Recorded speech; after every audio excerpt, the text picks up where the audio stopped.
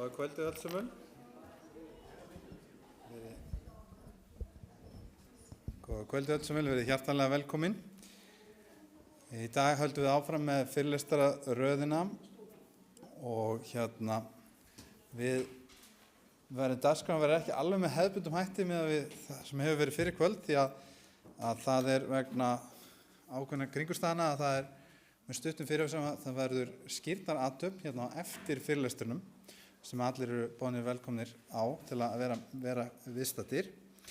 En við munum að þeir leiti til að aðeins að stytta, þá munum við fara aðeins hraðar yfir og munum fara í raun bara beint í dagskrána og fyrirlesturinn, og þannig að ég ætla eiginlega bara að hefja það með því að lúta höfði í bæn og biðja Guð að blessa þessa stund.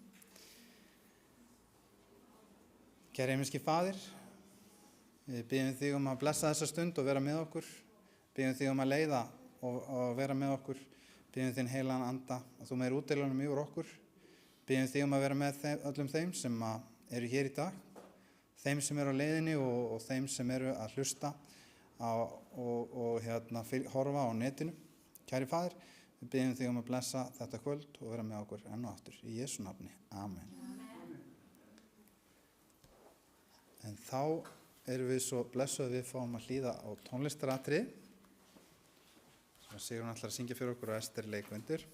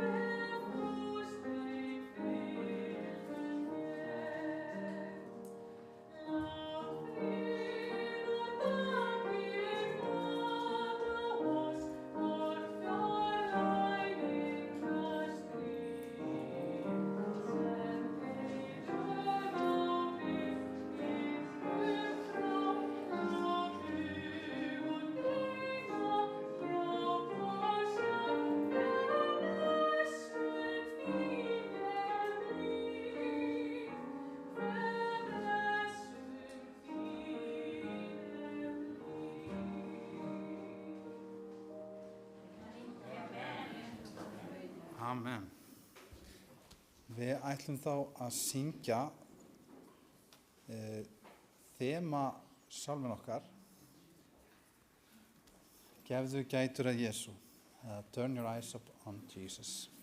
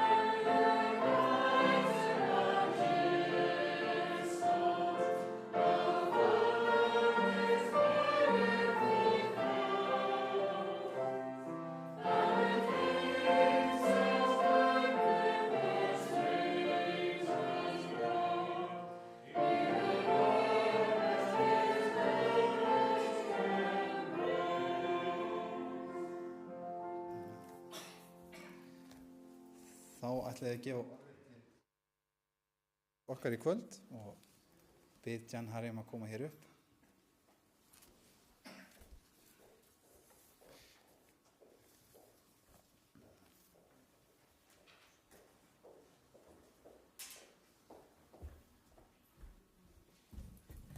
Good evening and happy Sunday, everyone.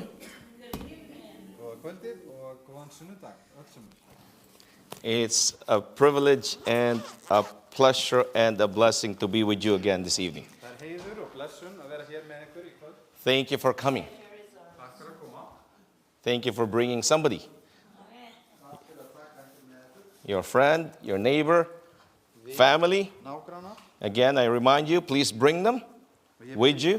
Ég minn ykkur á að taka þá með ykkur. And if you don't have any of those, then bring an enemy. You surely have one. Og ef það er ekki til vinir eða ættingjar eða þá getum við tekið með óvinni því að þið eigið slíka pottþétt. All right. So what we're going to do this evening, Það sem ætlum að gera í kvöld, our theme is peace in this crazy world. þemað okkar er friður í þessum ruglaða heimi. Can we get peace in this crazy world? Er hægt að öðlast frið í þessum klikkaða heimi? And as you well know, I do not trust my own wisdom. Og eins og þið þekkið þá treysti ég ekki mínum eigin vísdóm. And that's the reason why I invite you just to bow your head and we will pray again. Og þess vegna viljum við lúta höfði bæn. Mighty God and everlasting Father. Mikli Guðs og hefum ævarandi Faðir. Father, we come before your throne this evening Faðir, við komum fram fyrir hásætið þitt in dire need of your spirit. og við þörfnumst þíns anda. Speak to us. Mæl til okkar, Use me if necessary. notaðu mig, May you alone be heard.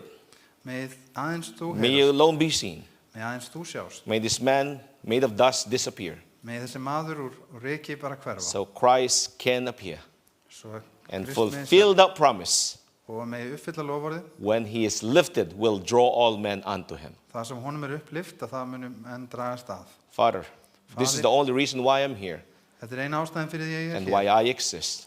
og hvers vegna ég And er I til. thank you for that privilege. Og ég þakka þið fyrir aðan heiður. In Jesus' name, Í Jesu nafni. amen. Amen. All right, we're going to be talking about this evening how to have peace in this crazy world. First, address panic, attack, and anxiety. Og við ætlum að tala um það hvernig við getum haft frið í þessum klikkaða heimi og við ætlum að ræða það að vera streitu og kvíða. So you can see here that panic attack and anxiety, not exactly the same. Og við sjáum það að þetta eru tvær hliðar af, þetta er ekki alveg það sama. You might hear this term Því við heyrum kannski þessi hugtök used interchangeably, og stundum verður það notuð eins, but there's a difference between them. en það er munur á milli þessar tveggja. Panic attack here, it says, characterized by an abrupt surge of intense fear. Og það að fá kvíðakast það kemur að svona snöggur ótti yfir mann.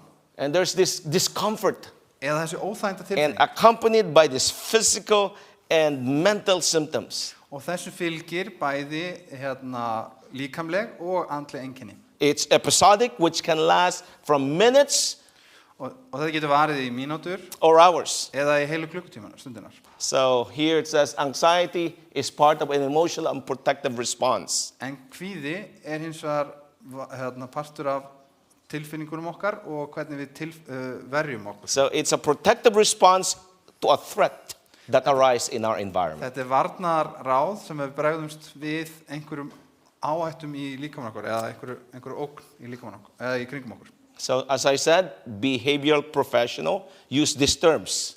Og það eru þessir sem að greina atferli fólks, þeir nota þessi But they have different hugtök. features. En þau eru samt ekki alveg það sama. Anxiety, however, becomes a problem Kvíði verður vandamál when it's long-standing, þegar að hann er viðvarandi excessive, eða of and mikill become disruptive to the daily life. og byrjar að hafa áhrif á daglegt líf. So this is versus panic attack versus anxiety attack. Og það er kvíðakast versus móti almennum kvíða. Notice it says there, it can start abruptly with a panic attack. Og kvíðakostin þau geta bara komið með stuttum fyrirvara. While anxiety attack develops slowly. En kvíði, hann þróast með manni, hægt og rólega. The panic attack can be intense physically, Kvíðaköst geta verið bara líkamlega erfið, like a heart attack or a life-threatening situation. líður kannski eins og maður sé að fá hjartaáfall eða maður sé í lífshættu. Whereas in anxiety is a general feeling of unease, restlessness, or tension. En kvíði svona almenn tilfinning óþæginda eða geta ekki hvíldar, eirðarleysi eða spenna. Panic attack, and there's a fear of losing control or dying. En kvíðakasti aftur þar maður að upplifir maður það maður missi stjórn eða maður jafnvel sé að deyja. The anxiety is less intense than panic attack. Og kvíði almennt ekki eins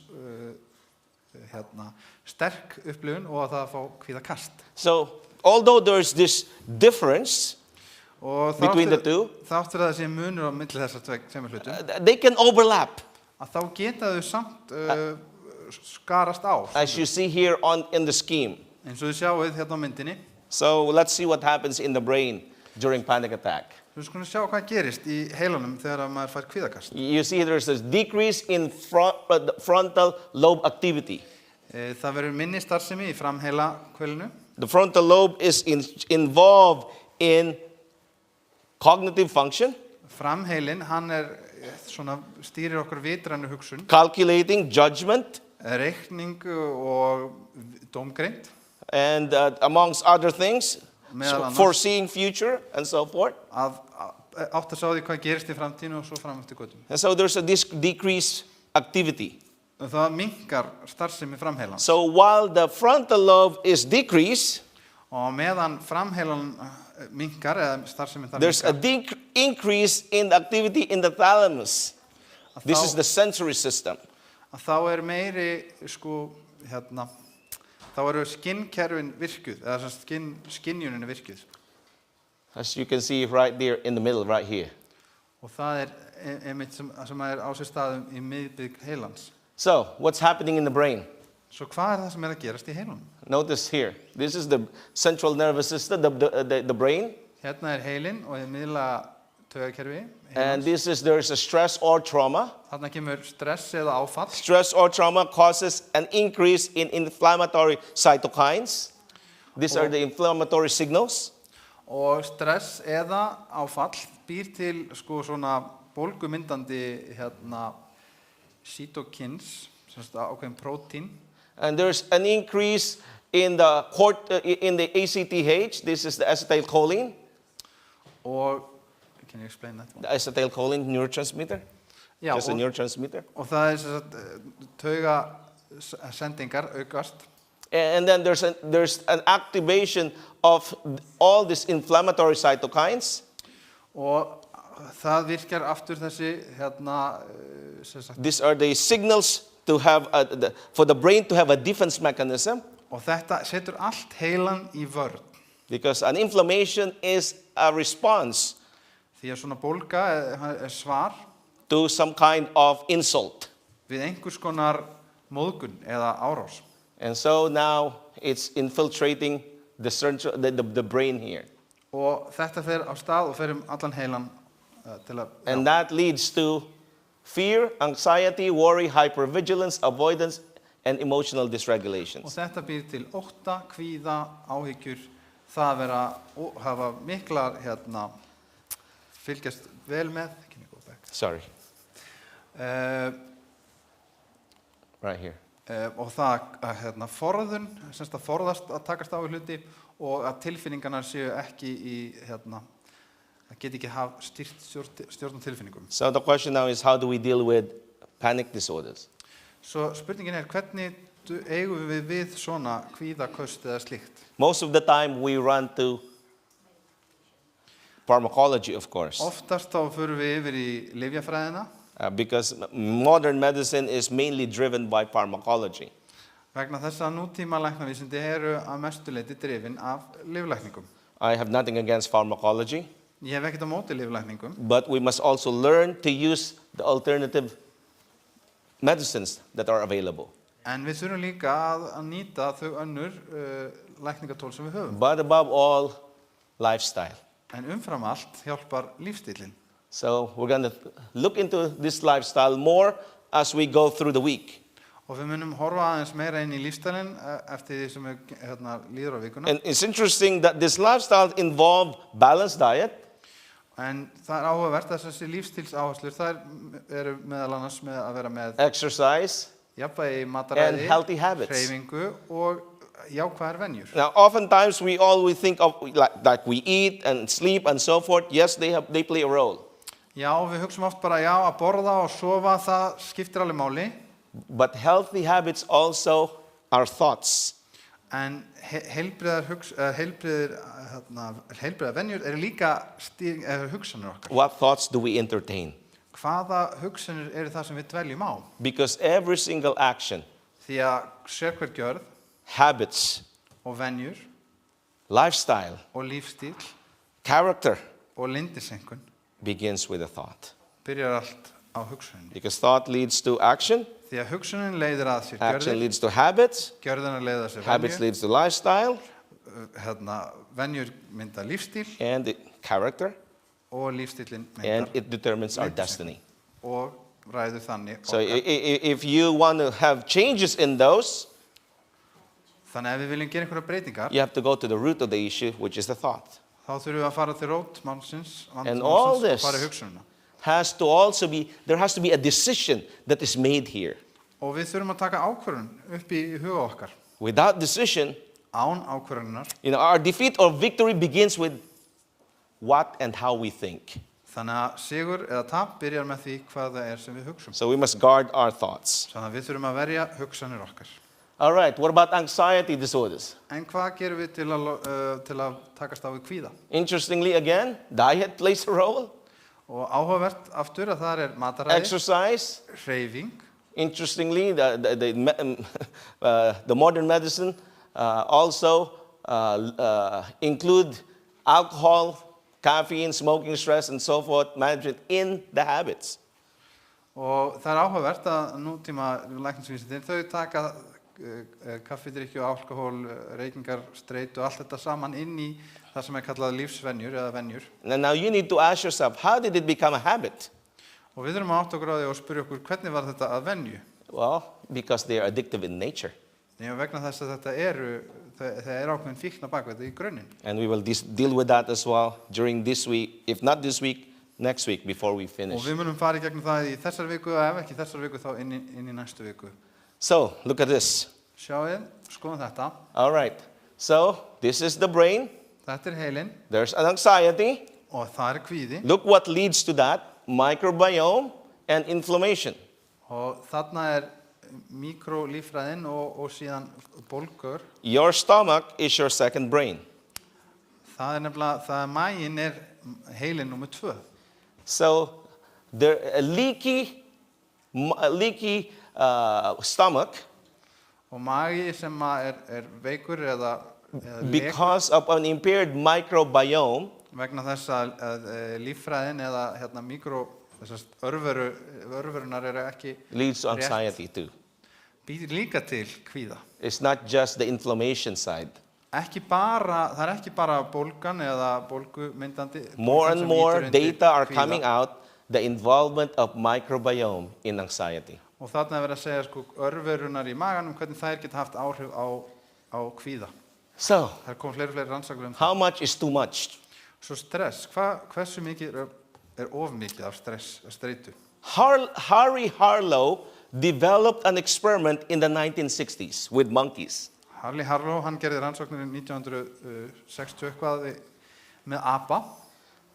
Where monkeys were exposed to a dummy Og það sem að aparnir voru látnir sjá dúkku eða like another animal appearance, like a monkey, kannski dúkkan sem leit út eins og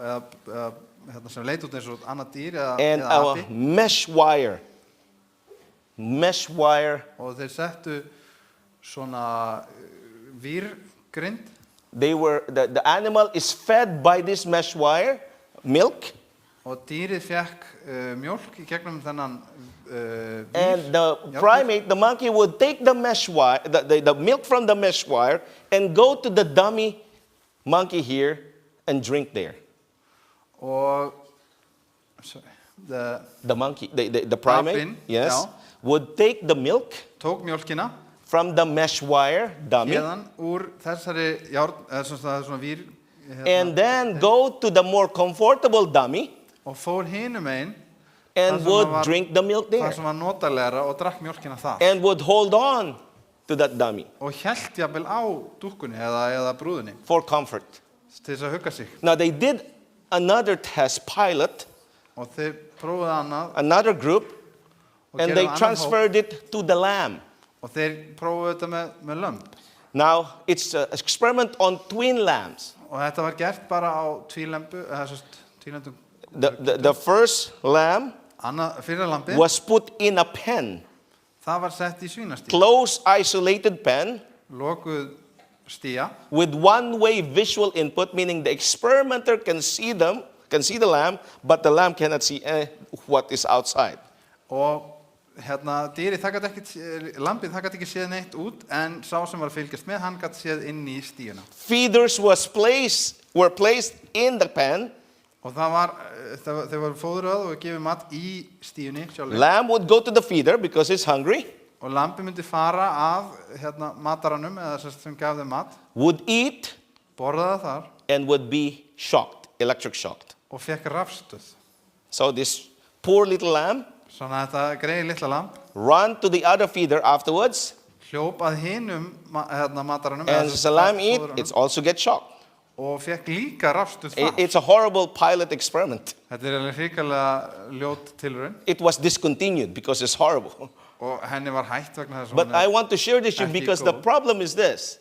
en mér langar til að deila sem með ykkur að því að vandamálið þetta After repeatedly being fed in this pen, og að þegar að lambi hefði verið gefið aftur og aftur í þessari stíu sem hún komst ekki the út úr, little lamb went to the middle of the pen, þá fór lambi bara í miðjuna collapsed there, og hneig niður and died. og dó The same experiment was done on the other twin, og sama tilraun var gerð við seinna lambi but this time the mother present. en í þetta sinn þá var mamman þarna á staðnum Did the same thing at the og feeder. fór og borðaði við Shock came, það fekk rafstraum that little lamb was shocked. lambi fekk straum It just cried ba ba to the mother, og það grét við mömmu sína and the mother ba ba too. og mamman svaraði með Went to the next feeder, fór hann næsta stút þar sem kom matur was also shocked, fóður og fekk aftur rafstuð and just cried ba ba to the mother, og grét með ba til ba mömmu to sinnar. to the little lamb, og mamman svaraði and went to the other feeders just the same. og svo hélt bara áfram að fá sér Eventually, fóðrun.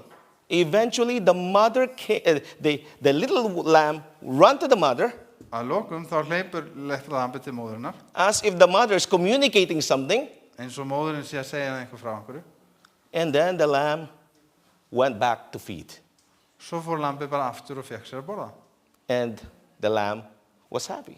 og lambi var It did not enjoy all the thing, but it managed all this stress.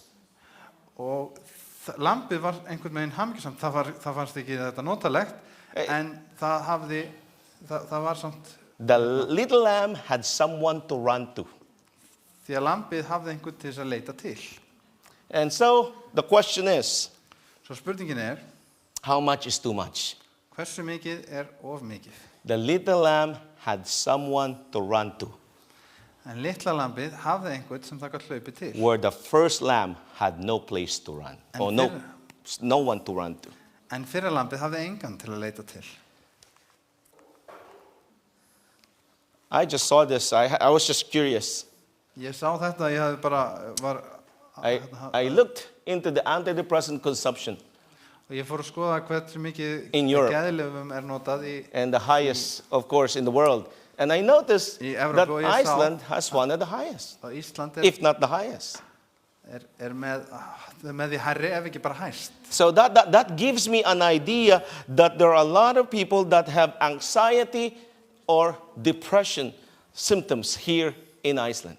og það gefur mér þá innsýn í það hljóta að vera margir sem eru með kvíða eða And though pharmacology has its role and place, streitu í lífi sínu. En þó að lyfjafræðin hún eigi stað í þessu öllu they saman. had this to run to. Þá hefur maður þessi úrræði til að hlaupa til. I wonder Þá velti ég mig if they fyrir have someone to run to. hvort þið hafi einhvern sem þau geta hlaupið til. Could it be Gæti það verið that Icelandic að Íslendingar are not running to the one who could provide them eru kannski ekki að hlaupa til the peace that is needed getur gefið in þeim this þann crazy frið world? sem þarf í þessum klikkaða heimi. And so, who do you depend on to bear your burdens? Svo hvernig þann sem þú reiðir þig á til að bera þínar byrðir? Amen. But notice what it says here. Sjáðu hvað Jesus, stendur hér. as you said, is Jesus. described as the lamb 27 times in Revelation. Lýst sem lambi 27 sinnum í Ofnbarnabókinni. Bible says in Revelation 5:6, and I looked and behold in the midst of the throne stood a lamb as though it had been slain. Og í Ofnbarnabókinni 5. kapla 7. versi stendur og ég leit við og sá að miðja við þrónuna þá var við Of all the symbols of Christ in the last book of the Bible, the Revelation, stóð lambið og þar var þótt að það hafi verið slegið þessast. the symbol of a dying lamb is the most prominent and most precious. Og þetta er sterkasta myndlíkingin, það látið lamb, eða lambið sem hefur verið. In Revelation 13 verse 8, the lamb slain from the foundation of the world. Og í Ofnbarnabókinni 13. kapla og 8. versi, sorry. It's okay. Notice what the Bible, oh, I went too fast. Revelation 13:8, the lamb slain from the foundation of the world.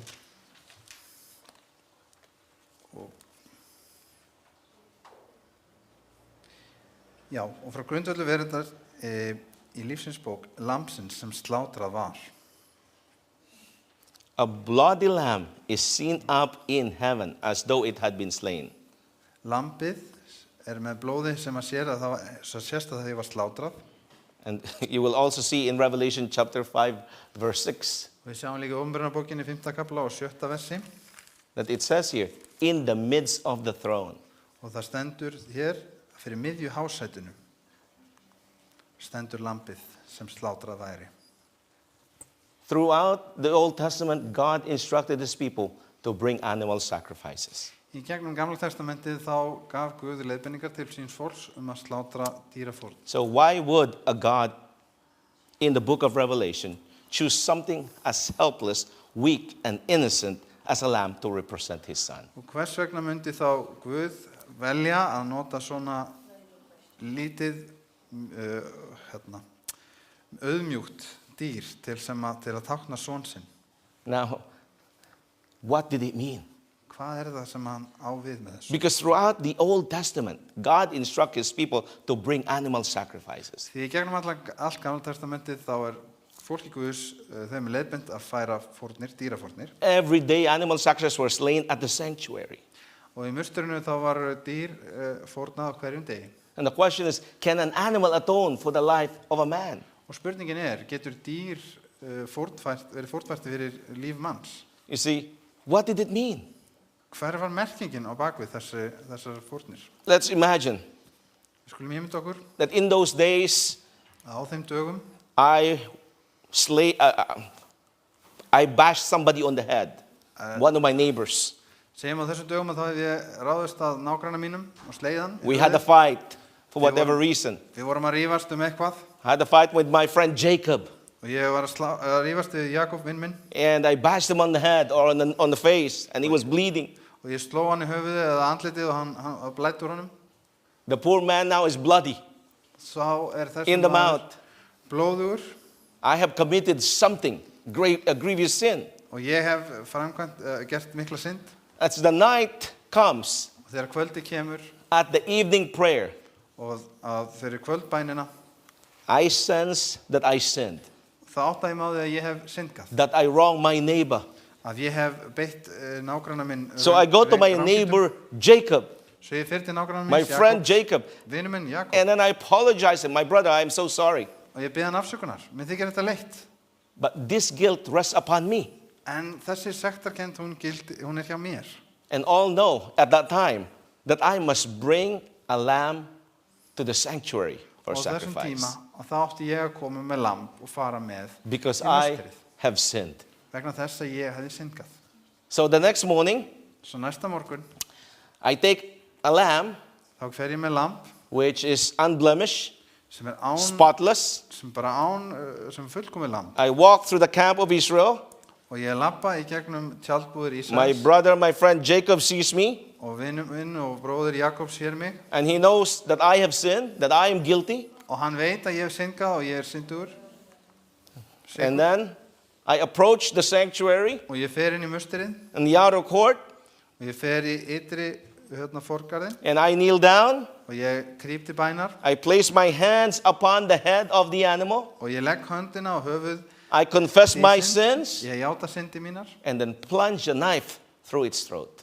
en svo sker ég hálsinn á lambinu. As blood runs down, Og blóðið það rennur niður, the animal falls on a limb, of course. dettur dýrið niður einnig It dies. og það deyr.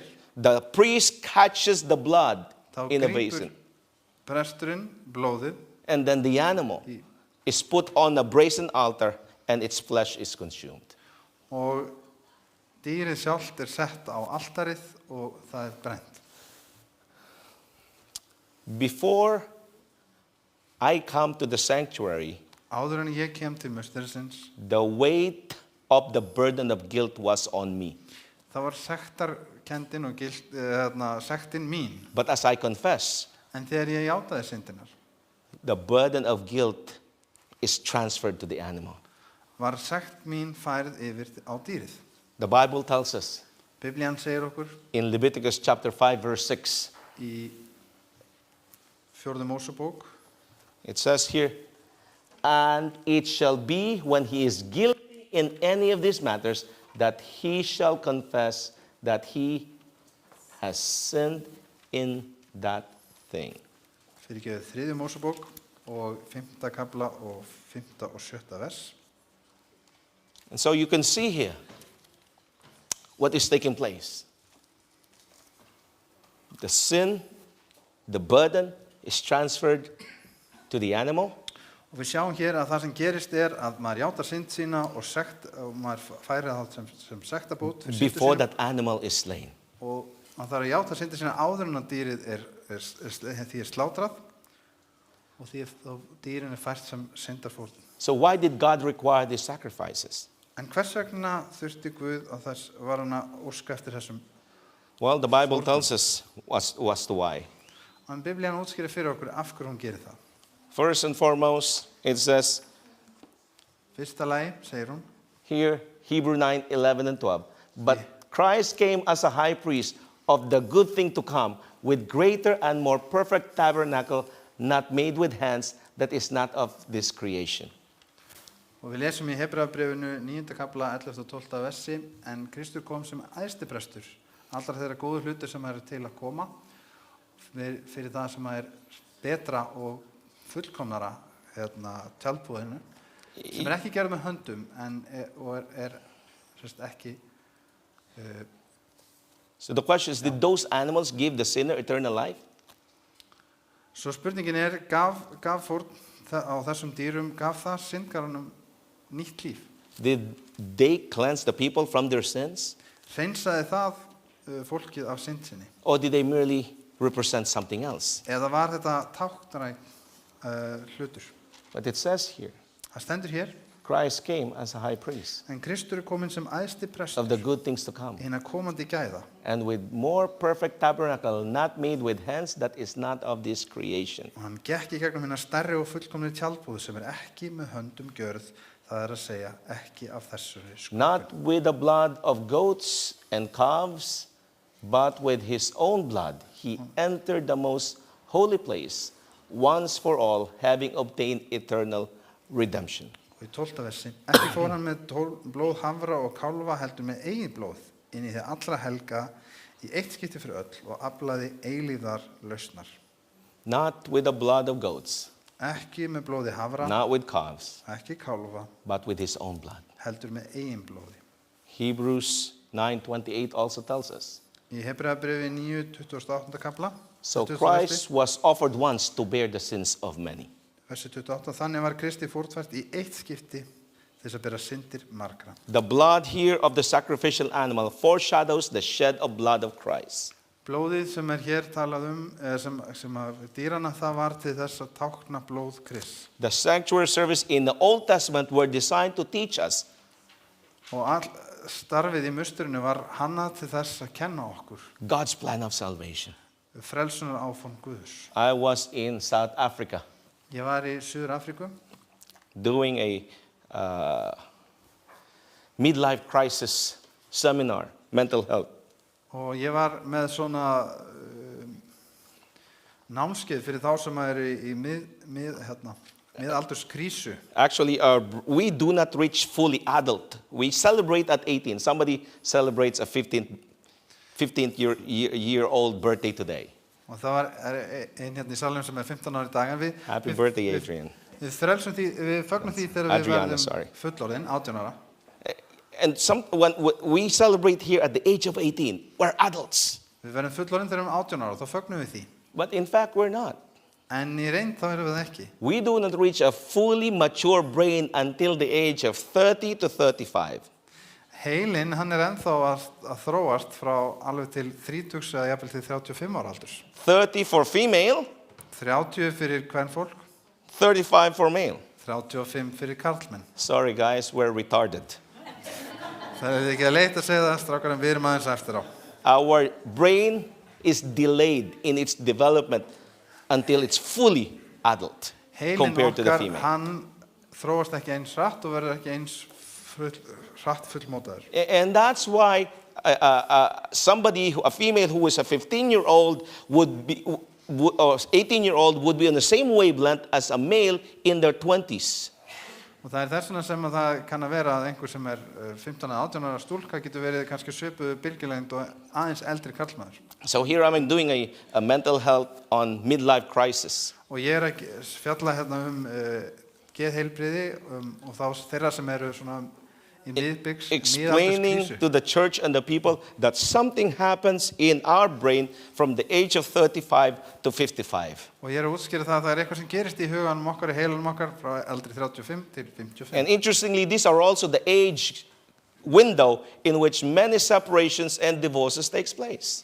Og það áhugavert að það akkurat á þessu bíli þar sem það eru margir skilnaðir sem eiga sér stað.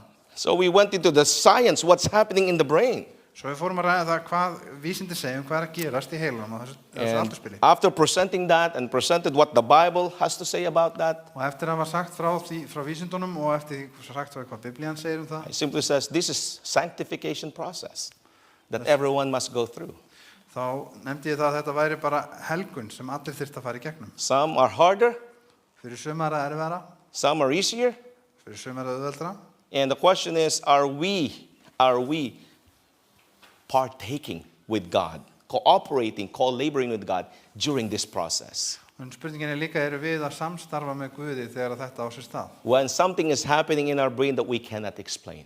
Þegar eitthvað að gerast í huga okkar heila sem við getum ekki alveg útskýrt. And as I made an appeal for those who have been having challenges, Og þegar ég kom með ákall fyrir those þá who sem were hafa not átt able to áskorun, handle that age window well, og fyrir þeim sem hefðu kannski that ekki they did tekist not cooperate with God, að samstarfa með Guð á þessum klukka. there was this lady who came forward Þá kom þessi kona fram and she was weeping. og hún grét. And after we prayed for her, Og við báðum fyrir henni we talked on the side, og við töluðum til then hliðar her husband came, og maðurinn hennar kom and then she told me, og svo sagði hann mér, I have cheated on my husband. ég hef verið eiginmanni mínum ótrú. Not once, Ekki bara einu sinni, not twice, ekki bara tvisvar, several times. heldur. And I cannot Oftar en það. explain what happened to me. Og ég get ekki útskýrða hvað kom yfir mig. Can God forgive me? Getur Guð fyrirgefið mér? Can God forgive me? Getur Guð fyrirgefið mér? Friends, Vinir, she says, can God still forgive me? getur Guð samt fyrirgefið mér? And I said, of course he can. Og ég Of sagði course hann að he sjálfsögðu getur does. hann það og sjálfsögðu gerir hann það. He says, how can you assure me? Hvernig getur þú gefið mér fullviss það? 1 John 1:9. fyrsta Jónasarbref, If we confess our sins, fyrsta Jónasarbref, He is faithful and just to forgive us and cleanse us from all unrighteousness. við játum syndir okkar, þá hann trúfastur til að Amen. hreinsa allar I syndir okkar. praise God for that promise. Og ég lofa Guð fyrir þetta lofvörð, Because who within us here, have no sin? Cast the first stone.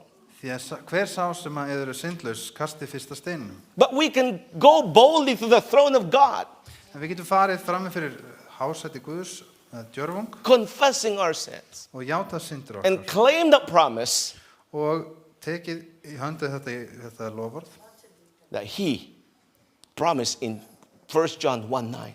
þar sem hann lofaði í fyrsta Jónasarbrefi, fyrsta kafla á 9. versi: ef við játum syndir vorar, þá verður hann trúr og réttlátur, svo að hann fyrirgefur oss syndir og hreinsar oss af öllu ranglæti.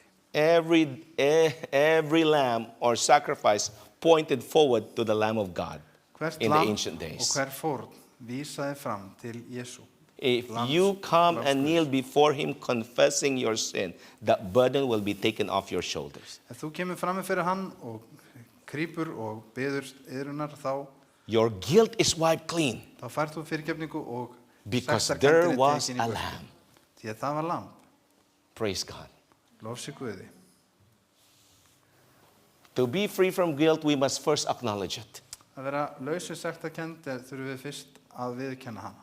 Because every lamb or sacrifice points forward to the Lamb of God. Því að sérhver fórn á lambi eða önnur fórn vísaði yfir til lambs Guðs.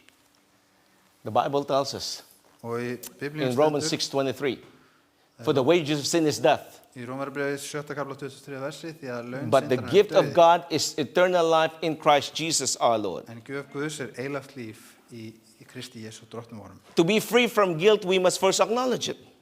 Til að vera frjáls frá sektarkennd, þá þurfum við fyrst að viðurkenna A hana. sinner in the Old Testament would never be free from guilt until they acknowledge it by bringing their lamb. Syndari í Gamla testamentinu var aldrei laus við sína sektarkennd fyrir hann kom fram með lambið. It is only as we acknowledge our guilt, Það þegar við viðurkennum sekt okkar then go in prayer, confessing it to God, og játum hana syndir okkar til Guðs í bæn, and if necessary, to the one we have wronged, og ef þessi þörf, þar sem við höfum leikið grátt, that we find forgiveness and relief from guilt. að við finnum þar fyrirgefningu og þessa And we lausn say, frá Guði. God, I understand that I have sinned against you. Og við segjum: Guð, ég skil að ég hef syndgað gegn þér, I have gotten angry. ég hef verið reiður, I have lost my temper. ég hef mist stjórnarskapið mín, I have been filled with lust. ég hef verið fullur losta, I have been dishonest. ég hef verið sagt ósatt. This seems like a very basic concept, Þetta virðist vera mjög einfalt, but it's often overlooked. en við horfum oft fram hjá þessu samt. But before we can be free from addiction and the pain that keeps us, En áður en við getum losnað við fíkn eða þennan sársauka sem heldur okkur, we must be willing to stop hiding them from God.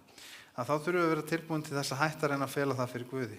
When we acknowledge we are guilty, Þegar við játum sekt okkar, then we confess. We need to confess to God þá játum við það fyrir Guð. the specifics of what we have done. Nákvæmlega það sem við höfum gert.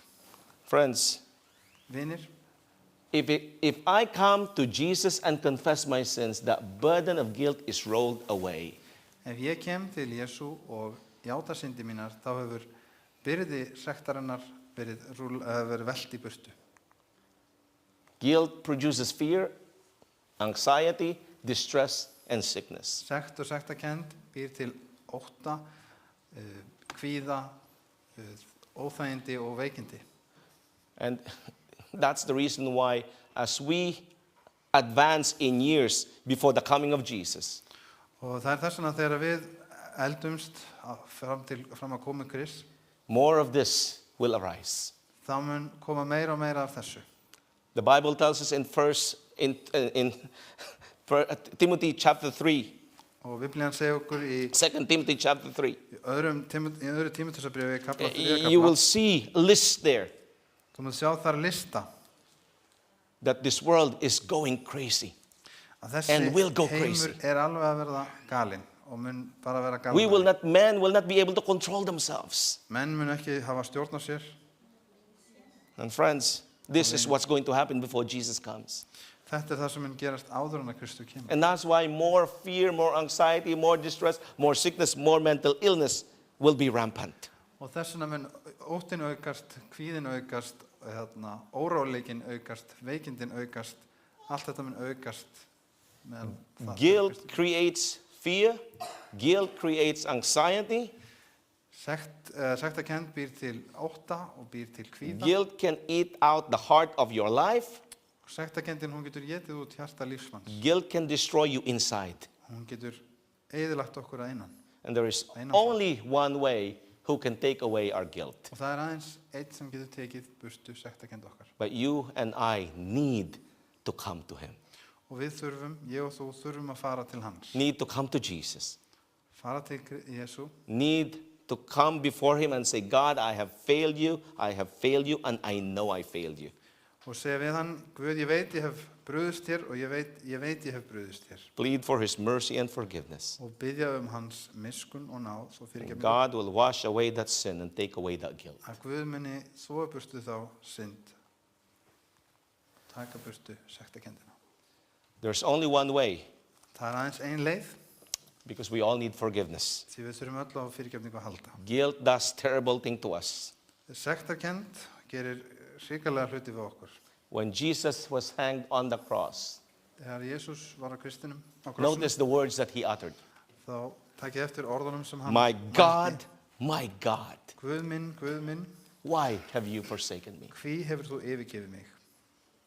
Jesus carried the sin of the world in his heart. Jesús bar synd heimsins í The hjarta crown sér. of thorn on his head. Hann var með þyrna kóruna á höfuðinu. It was more than blood running down his face. Það var meira en bara blóð sem rann niður It's andlit much hans. more than physical suffering. Miklu meira heldur en bara líkamlegur sársauki. Jesus did not die because he lost blood and because of those things that you see physically. Jesús hann dó ekki á krossinum vegna þessara ytri útvartis áverka. Jesus died of a broken heart Hann dó af brotnu hjarta. for you and for me. Fyrir mig og fyrir þig. He took what we deserve Hann tók það sem við áttum skilið, so we can have what he deserves. svo við getum fengið það sem að hann. What manner of love, my friends. Þvílíkur kærleikur. The Bible tells us in Ephesians chapter 2, 8 and 9, for by grace you have been saved through faith, that not yourselves. Þið fyrir náð hafið þið verið frelsuð en ekki fyrir ykkur sjálf. Stendur í Efesusbréfi. Pastor Torres covered this the other night.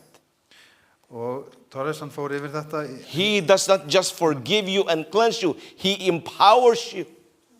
Það ekki nóg með það að hann fyrirgefi og hreinsi okkur, heldur vill hann líka gefa okkur sinn náða kraft. Because what he saved you with is not just with the blood. He saved because he will give you power to overcome by his blood. Því hann vill ekki bara gefa okkur blóðsitt til að hreinsa sig, heldur vill hann gefa okkur kraft sinn. And it's a gift of God, not of works, lest anyone should boast. Og þetta gjöf Guðs, að enginn skildi ekki að verkum. Salvation is a gift. Enginn skal mikla sig af því að frelsunin gjöf. Question I have for you. Spurning sem ég hef fyrir ykkur hér í kvöld. Have you accepted that gift? Hafið þið tekið á móti þeirri gjöf? Have you come to him to embrace that gift? Hefur þið komið til hans til að taka á móti þeirri gjöf? Notice what it says here. Lord, give me the gift of salvation. Drottin, sjáðu hvað standur hér. Drottin, gefðu mér gjöf frelsunar. Have you come to him with an open heart? Hefur þið komið til hans með opið hjarta? Have you come to the cross? Hefur þið komið til krossins? Have you come believing that Jesus is my lamb, your lamb? Hefur þið komið í fullri trú það að Jesús sé lambið þitt, mitt lamb, okkar lamb?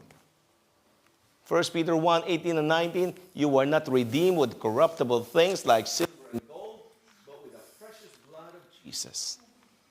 Og í fyrsta Pétursbréfi að þá þar stendur, ef ég fæ að umorða, þið bíðið það afsökunar, að við erum ekki frelsuð með óförgenglegum hlutum eins og silfri eða gulli, heldur fyrir því dýrmæta blóð Krists.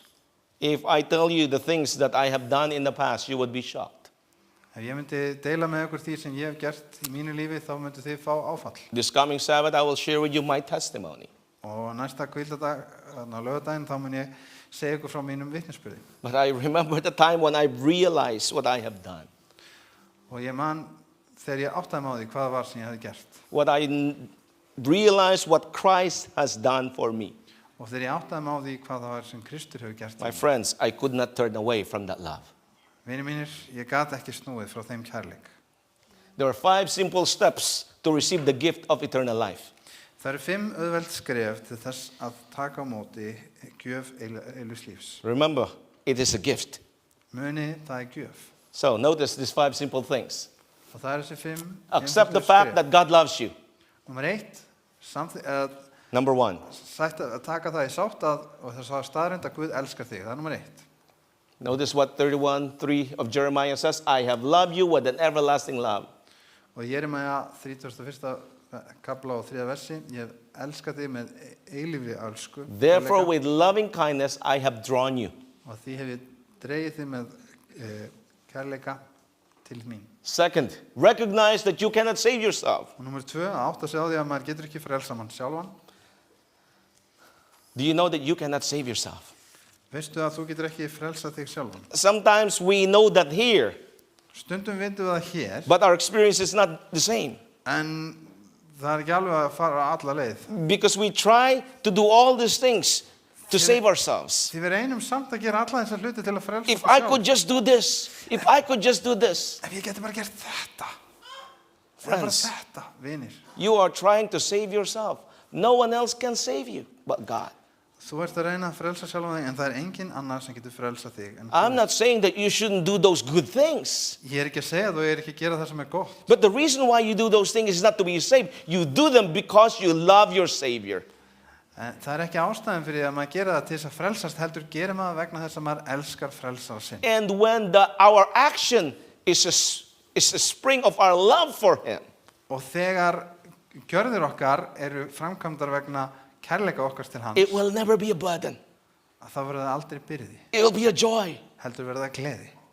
And somebody will say, man, what battery are you running?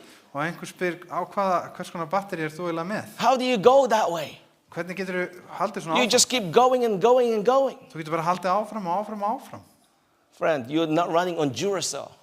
Þú ert ekki að You're not nota, running on Ever Ready. þú ert ekki að nota einhverjar rafhlöður. You're not running on Tesla batteries. Þú ert ekki með eitthvað Tesla batteri. You're running on the love of Jesus. Heldur á kærleika Guðs, Jesús.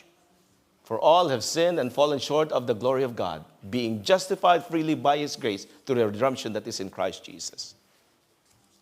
3:23. All have sinned. Allir hafa syndgað og skorti Guðs dýrð, og þeir réttlætast án verðskuldanar af náð hans fyrir endurlausnina sem er í Kristi Jesú. Believe that Jesus can and will save you. Þú þarfst að trúa því að Jesús geti og muni frelsa þig. And you love that. I know that most of you know this Bible text. Og ég veit að þið þekki þennan biblíuteksta, That for God so loved the world því að Guð svo elskaði heiminn. that He gave His only begotten Son. Hann gaf son engillinn That whoever, til að that word whoever, hver sá believes in Him trúir á sem should trúir á not hann, perish glatist ekki, but have everlasting heldur life. hafi eilíft líf. You cannot save yourself.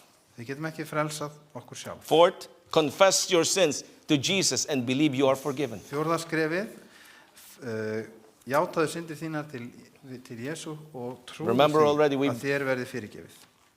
If we confess our sins, He is faithful and just to forgive us and cleanse us from all unrighteousness.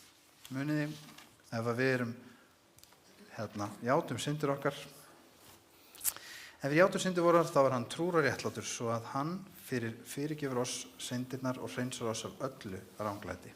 Last but not least, in the 5 simple steps, claim His gift of eternal life and decide to serve Him forever. Og síðast en alls ekki síst, takið á móti og grípið gjöf hans af eilífu lífi og ákveðið að þjóna honum ávallt til eilíðar. But as we claim His gift of eternal life, Og þegar við tökum á móti gjöf hans fyrir eilíft líf, the people in the time of the apostles heard the preaching. of Fólk á Jesus. tíma apostolana heyrði predikun Krists And the question is, what must we do? og spurningin var hvað eigum við að gera? The Bible tells us what we must do. Og Biblían segir okkur hvað það sem við eigum að gera. And today we're going to witness that very aspect of what we can do Og í dag fáum við að sjá as það we sem að- accept and claim his gift of eternal life. sjá einhvern taka og skrifið og taka á móti hinu eilíflega lífi. The invitation is come to Jesus. Boðið kom þú til Jesú. The same Jesus Sami Jesú who walked and ministered to people in need. sem gekk og þjónaði fólki í þörf. The same Jesus who raised Lazarus from the dead. Sami Jesús og reisti Lazarus frá dauðum. The same Jesus who healed the sick. Sami Jesú og læknaði The same Jesus who reclaimed his people from the arm of the enemy. Sami Jesú og frelsaði fólk sitt úr klóm óvinarherrans. But this same Jesus En líka sami Jesú also got the crown of thorn on his head, sem fekk kórunu þyrnana nailed to the cross, og var krossfestur, and neðdur á kross eventually hang on the cross. og festur á kross. And the question is, what did he do to deserve that?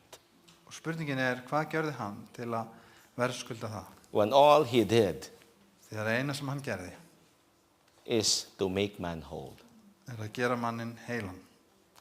I was doing an evangelistic meeting in 2009 with Pastor Torres. Ég var með fyrirlestur árið 2009 með Torres. There were 67 young people with us Það voru 67 ungir and einstaklingar 20 með okkur evangelistic meetings.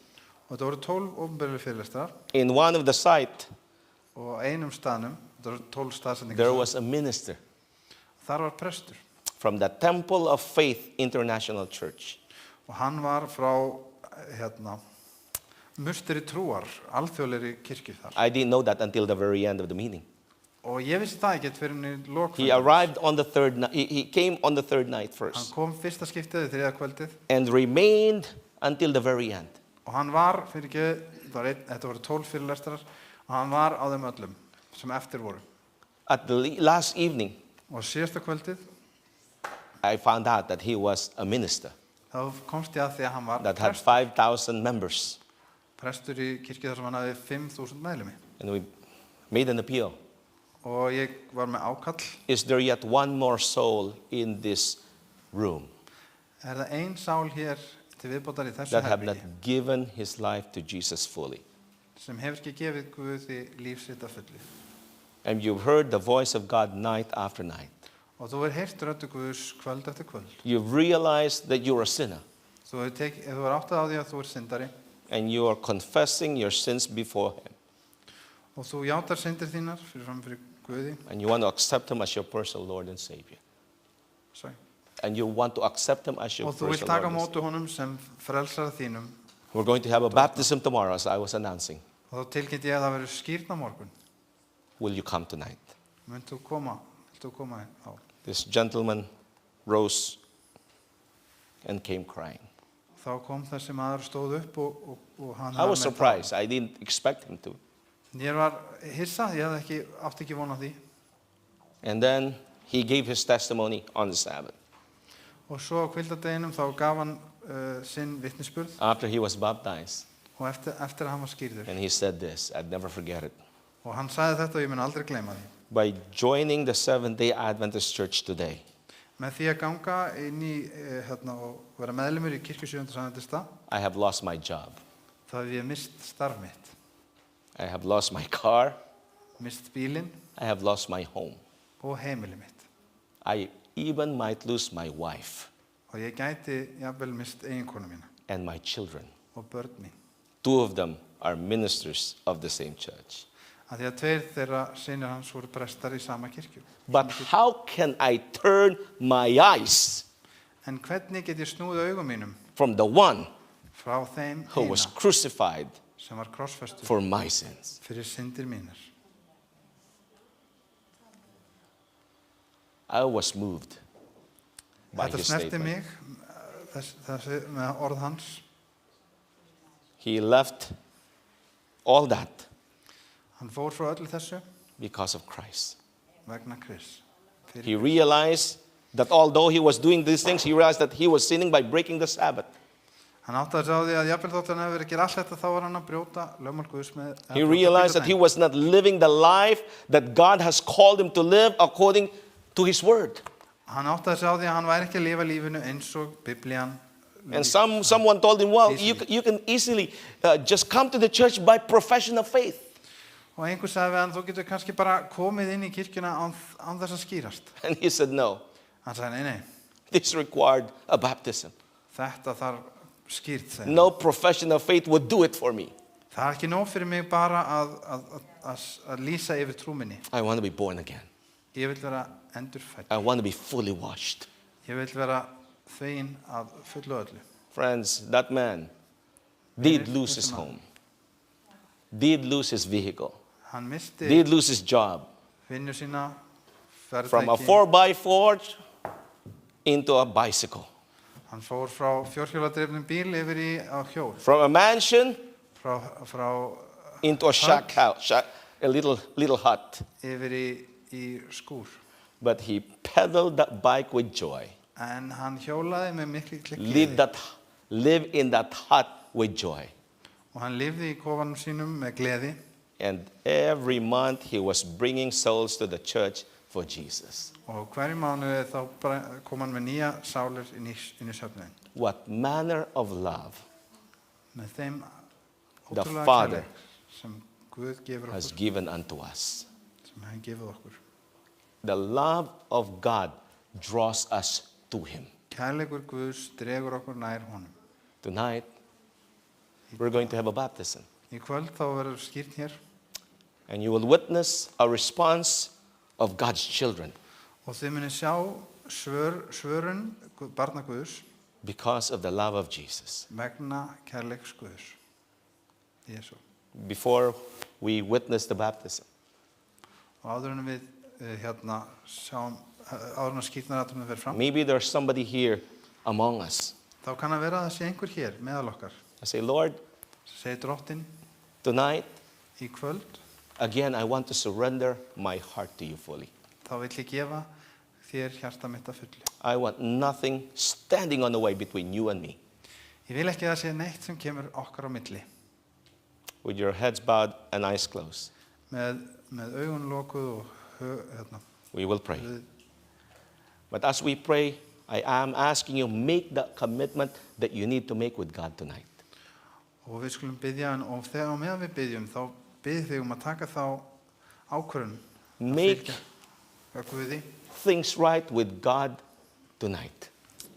að koma öllum þínum málum í lag með Guði í kvöld. Let's bow our head for prayer. Við skulum lúta höfði í bæn. Mighty God and everlasting Father, Mikli Guð og ævarandi Faðir, what manner of love. þvílíkur er kærleikur þinn. Father, thank you Faðir, við þökkum þér for what your Son has done for us. fyrir það sem sonur þinn hefur gert fyrir okkur. We know this intellectually. Við vitum þetta. We have heard it many times before.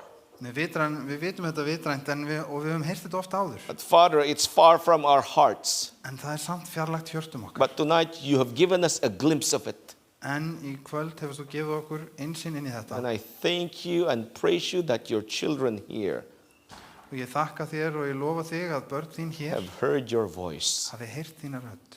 Please do for them Kæri Faðir, ég bið that þeim að which gera no fyrir human þau power can do for them. sem þinn kraftur getur gert fyrir May þau. the decisions they're making quietly in their hearts tonight Megi ákvarðanir sem þau taka í huga sínum be written not only in their hearts but in the book of heaven. megi ekki bara vera rituð á hjörtu þeirra, heldur líka í bók lífsins á himnum. Forgive them and cleanse them. Fyrirgef þeim og hreinsa þau Father, and bestow upon them full measure of your Holy Spirit. og gefðu þeim þinn heilan anda. Never before witnessed since the beginning of time. Og eins og aldrei hefur áður verið séð. That they can be the people that you've called them to be for you in these last days. Að þeim hefur vera fólki sem þú kallar til að vera fyrir þig. In Jesus' name I pray. Bið þess í Jesú nafni. Amen. Amen.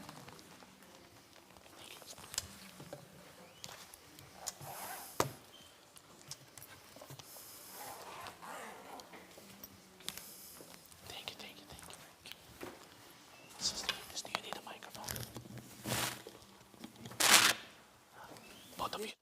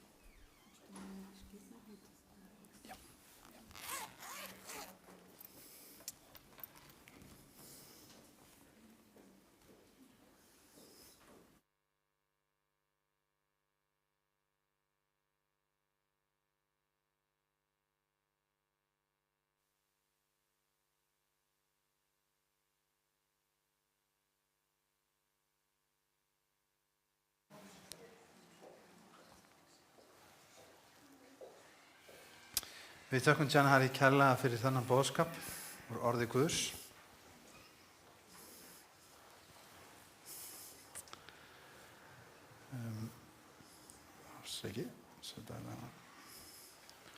Svona. En eins og ég nefndi í upphafi að þá erum við erum við mjög glöð að við erum hérna í kvöld. Enginn að þýða á spænsku? ¿Hay alguien que está traduciendo al español?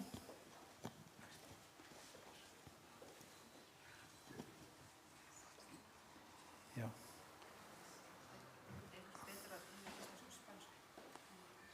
Það eru skýrnum þegar á báðum tungumálunum.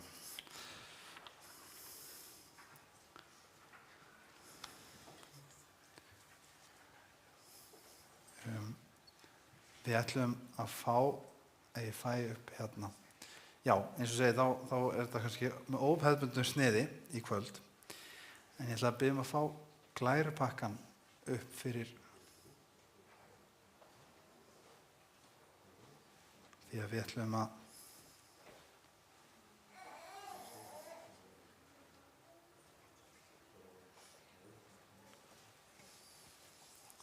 Ég að fara að þýða yfir á ensku? Já. Ok. Þetta er við. Já.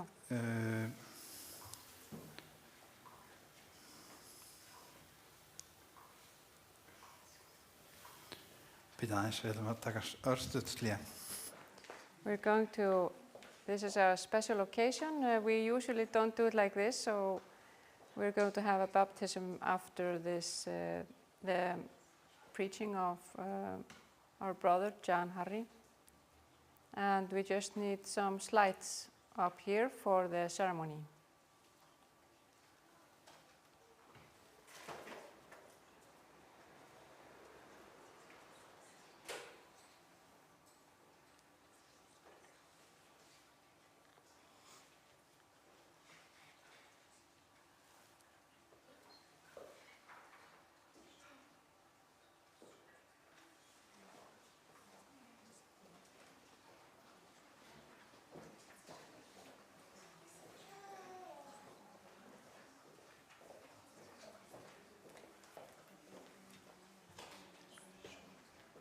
Ekki þetta.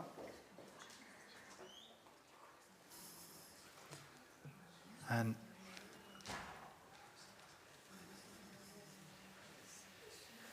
við ætlum að syngja eitt sálm, sálmi nummer 213. Sjá lausnarinn bíður. Let's sing this hymn, number 213.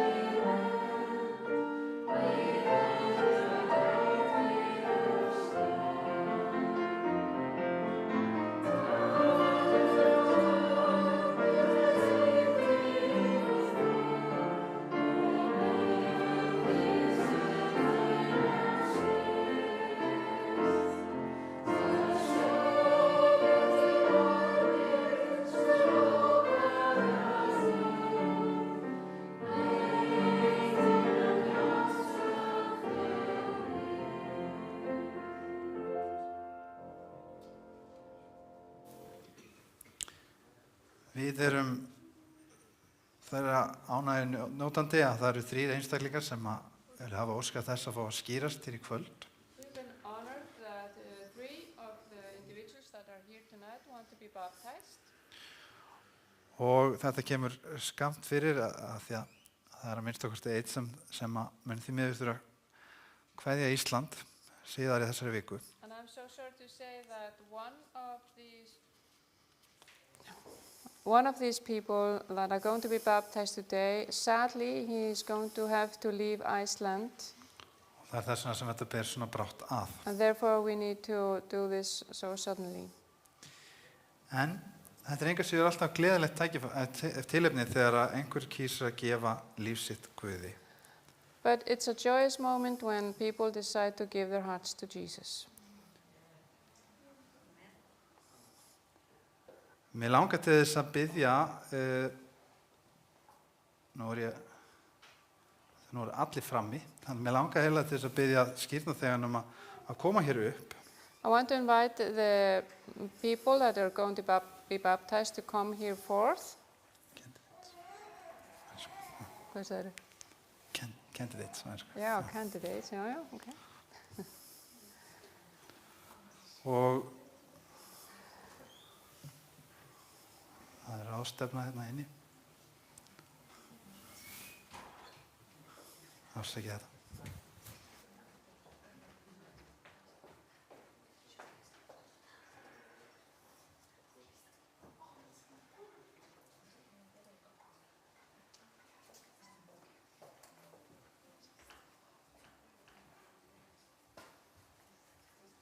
Þá ætlum ég að biðja skírnar þegar að koma hér upp. Please come here por favor, vengan para acá, hasta adelante. Please come forth, dear candidates.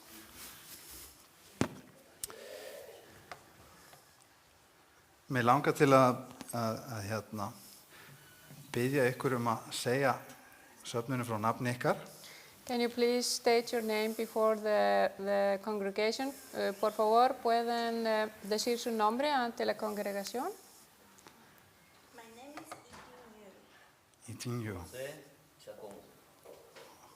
Sí. Tom Gabriel. Tom Gabriel.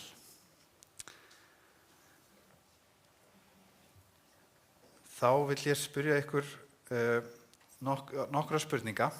Ahora les quiero preguntar unas preguntas. I want to ask you some questions. Vegna óskar ykkar að skýrast í dag. Por su deseo de ser bautizados el día de hoy. For your wish that you want to be baptized today. Veitir þú viðtöku Jesú Kristi sem persónulegum frelsara og drottni þínum og óskar þú að lifa í frelsandi tengslum við hann? ¿Acepta usted a Jesucristo como su Señor y Salvador personal y desea vivir en una relación salvadora con Él? Do you accept Jesus Christ as your personal Savior and Lord? And do you desire to live your life in a saving relationship with Him? Amen. Amen. Viðurkennir þú kenningu Biblíunnar eins og þær eru settar fram í grundvallakenningum Kirkju 7. adventista og heitir þú því fyrir náð Guðs að lifa í samræmi við þær kenningar? ¿Acepta usted las enseñanzas de la Biblia tal como se expresan en la Declaración de Creencias Fundamentales de la Iglesia Adventista del Séptimo Día y promete por la gracia de Dios vivir en armonía con dichas enseñanzas? Do you accept the teachings of the Bible as expressed in the Statement of Fundamental Beliefs of the Seventh-day Adventist Church? And do you pledge by God's grace to live your life in harmony with His teachings? Amen. Amen. Æskir þú að taka skírn og sýna þannig opinberlega að þú trúir á Jesú Krist og óskar þú að sameina samfélagi safnaðar 7. adventista og styðja það í ætlunarverki sínu sem trúr ráðsmaður með áhrifum þínum, tíund, gjöfum og þjónustu. ¿Desea usted ser bautizado como una expresión pública de su fe en Cristo para ser aceptado en la feligresía de la Iglesia Adventista del Séptimo Día y sostener la Iglesia y su misión como un fiel mayordomo a través de su influencia personal, sus diezmos y ofrendas y una vida de servicio? Do you desire to be baptized as a public expression of your beliefs in Jesus Christ, to be accepted into the fellowship of the Seventh-day Adventist Church, and to support the church and its mission as a faithful steward by your personal influence, tithes and offerings, and a life of service? Amen. Þá býð ég ykkur að taka hér sæti á fyrstu röð. Entonces, por favor, siéntanse aquí hasta adelante. Please have a seat here in the front.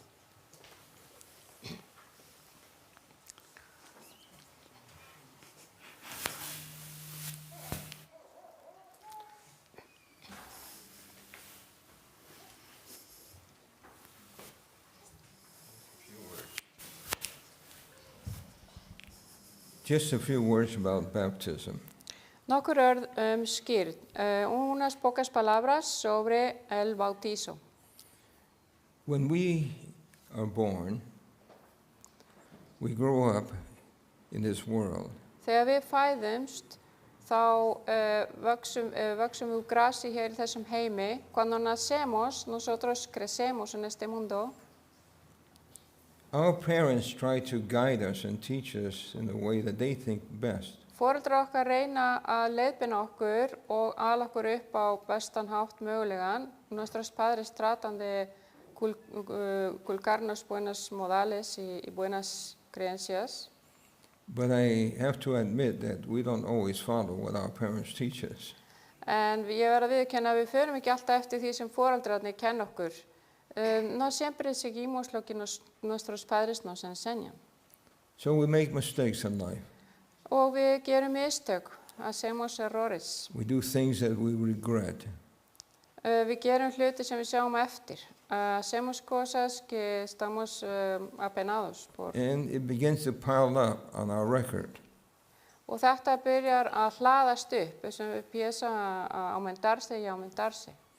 And it comes to a place where we begin to feel, if only I could start all over again, I will not make the same mistake that I've made. Og við komum á stað þar sem okkur finnst, ef við fengjum bara nýtt tækifæri, þá myndi ég ekki gera þetta aftur. Llegamos a un lugar donde sentimos, si yo pudiera tener empezar de nuevo, no haría yo los mismos errores otra vez. Isn't that true? Það ekki rétt, verdad? God in mercy provides that opportunity. Guð gefur okkur af náð sinni þetta tækifæri. Dios nos da esta oportunidad por su gracia. We can begin anew. Og við byrjum alveg upp á nýtt. Empezamos así de nuevo. So the Bible teaches us that when we're baptized, Biblia kennir okkur að þegar við erum skírð, la Biblia nos enseña cuando somos bautizados, we conscientiously recognize með okkar meðvitund gerum við okkur grein fyrir, con nuestra conciencia nos damos cuenta that God wants to remove our sins að Guð vill hreinsa okkur af syndinni, que So Dios that- nos quiere limpiar del so pecado. that we can live a new life. So við getum lifað nýju lífi, para que podamos vivir una vida nueva. So in baptism, Así que þegar að við skýrumst, así que cuando nos bautizamos, the Bible says that your sins are removed and cast into the depth of the sea. og Biblian segir að syndurnar eru færðar af okkur og þeim hent í djúp hafsins. Nosotros somos limpiados de los pecados y Dios los tira al mar. And you are fortunate Og við erum heppin, somos afortunados, because we're not too far from the sea. að því við erum ekkert svo langt frá sjónum. No estamos muy lejos del mar. So when you're baptized, Þegar að við erum skírð, cuando están bautizados, you will leave your old life behind þá munið skilja eftir lífi ykkar gamla, bara eftir, skilja and eftir. begin a new life in Van a Christ. dejar su vida antigua y van a empezar una vida nueva. And when the water is drained, Og þegar að vatnið tekið í burtu, cuando el agua ya lo quitan de ahí, it will go to the sea. að þá fer þetta vatn beint út í sjóin. Ese agua se va a ir directamente al mar. And that's good news. Og þetta eru góða fréttir, esas son buenas nuevas, What do you say? ¿verdad? ¿Es það ekki? So I'm thankful that our God provides for us the Ég, opportunity ég þakkláttur fyrir þetta tækifæri sem Guð gefur okkur. Estoy agradecido con Dios por esa oportunidad. to at last have a clean conscience. Að loksins hafa hreina samvisku. Por fin tener conciencia limpia. We never have to face those sins again. Við þurfum aldrei að horfast í augu við þessar syndir aftur. Nunca vamos a tener que mirar estos pecados en la cara. So congratulations. Til hamingju, felicidades. You're making the best decision that can be made. Þið eru að taka hana bestu ákvörðun sem hægt að taka. Están tomando la mejor decisión que pueden hacer. Beginning a new life in Christ. Þið eru að byrja nýtt líf í Kristi. Están empezando una vida nueva en Cristo. Amen. Amen.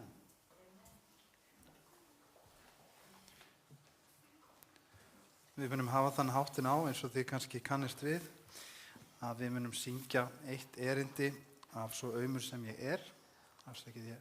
While we are in the process of the baptism, we will be singing one verse at a time as one goes into the pool. Vamos a cantar una estrofa para cada individuo que se bautiza.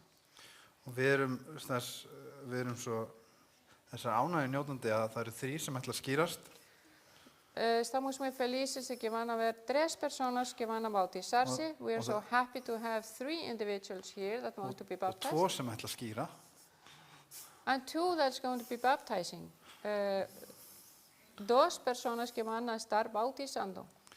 En fyrst ætlum við ætlum að leyfa dömuna að fara fyrst. Vamos a dejar, let the lady go first. Ichi, you're welcome.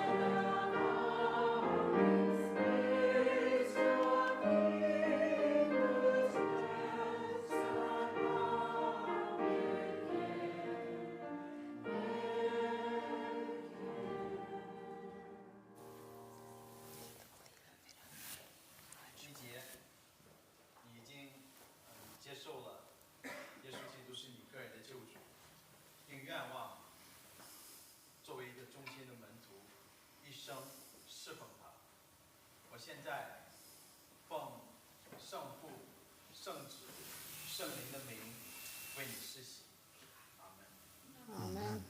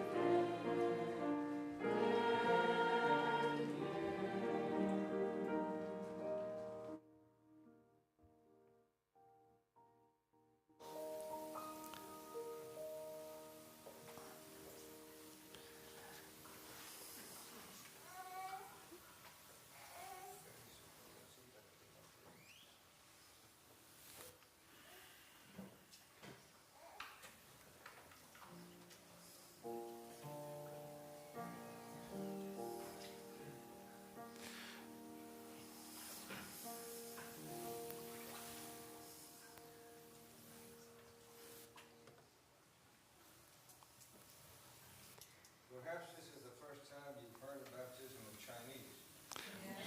Það kann að vera að þetta sé fyrsta sinn sem það við heyrst skýrt fara fram á kínversku. Tal vez nunca han escuchado a alguien bautizar en chino. Y ahora será en español. Og nú fer þetta fram á spænsku. And now it will be happening in Spanish. Estamos contentos porque nuestro hermano José Eduardo Chacón Við erum glöð að okkar vinur José Eduardo Chacón ha estudiado, ha tomado los estudios bíblicos de Vigdis búinn að vera að rannsaka biblíuna með Vigdísi ya casi más de un año. í meira en 1 ár. Já, næstu því ár. Entonces, él de corazón quisiera entregar su vida al Señor. Hann þráir að gefa Guði hjarta sitt. La esposa de él Konan hans y la nietita y la hija og dóttirinn þarna líka. están aquí para acompañar a su esposo y su papá. Þær eru hérna til þess að styðja við bakið á föðurnum og eiginmanninum. Ellos tendrán que salir de este país en algunos días Þau þurfa að fara á landi bara mjög fljótlega af para regresar de nuevo en 3 meses y poder participar con su hija aquí en este país. en munu geta komið aftur eftir 3 mánuð til að vera með dóttur sinni hér. Pero él no quería irse sin dejar sus pecados en este mar. Og hann vildi ekki fara í burtu fyrir en hann væri búinn að hreinsa sig af syndinni hér í þessari laug.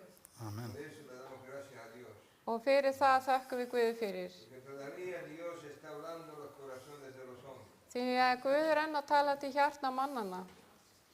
Y José se ha respondido. Og José Eduardo búinn að taka við kallinu. Entonces mi hermano José, Bróður minn, lucha con. Por favor, toma mi mano aquí. Como deseo suyo de entregar su vida al Señor Jesús y ser lavado de sus pecados y comenzar una nueva vida.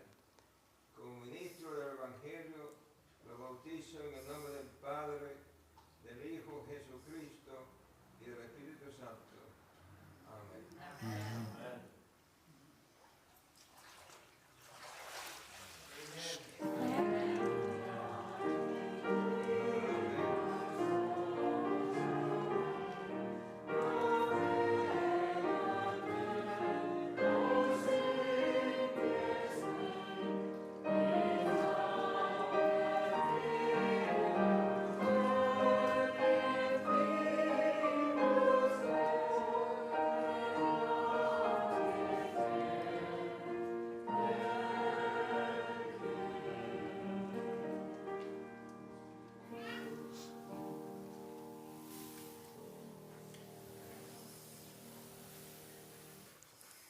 Þá er komið að Tom.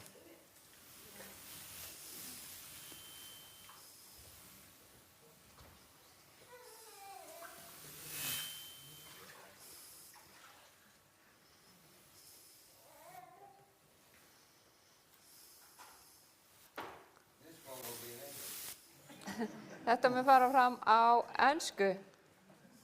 even though he speaks a few languages. Þó svo að hann tali mörg tungumál. When we seek Yeah. to bless others, Þegar við sækjumst eftir því að blessa aðra, Cuando estamos buscando la manera de ser bendición para otros, in reality we bless ourselves. þá er reyndin svo að við blessum okkur sjálf. la realidad es que vamos a bendecir a nosotros mismos así. Tom came here to Iceland Tom kom hingað til Íslands Tom vino a Islandia with his dear wife Alexandra með konu sinni Alexandru con su mujer Alexandra because they have a desire, a burden to seek and save that which is lost.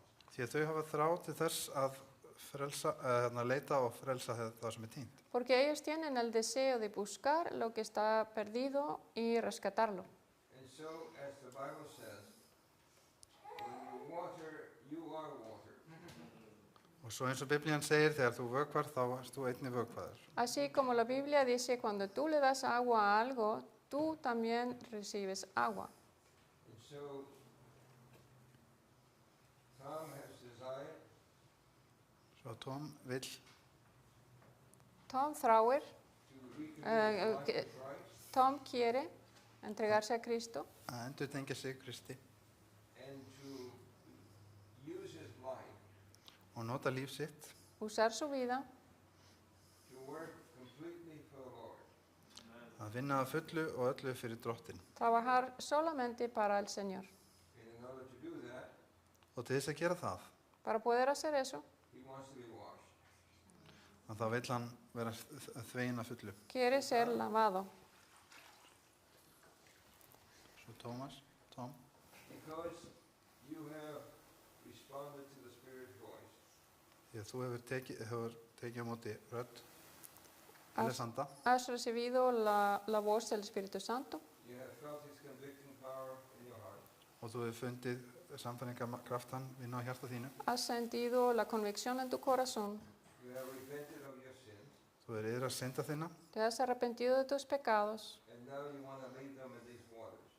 og þú vilt skilja þau eftir hér í þessu vatni. y ahora quieres dejarlo aquí en el agua. And to minister the gospel. I baptize you in the name of the Father, the Son, Jesus Christ, and the Holy Ghost. Amen.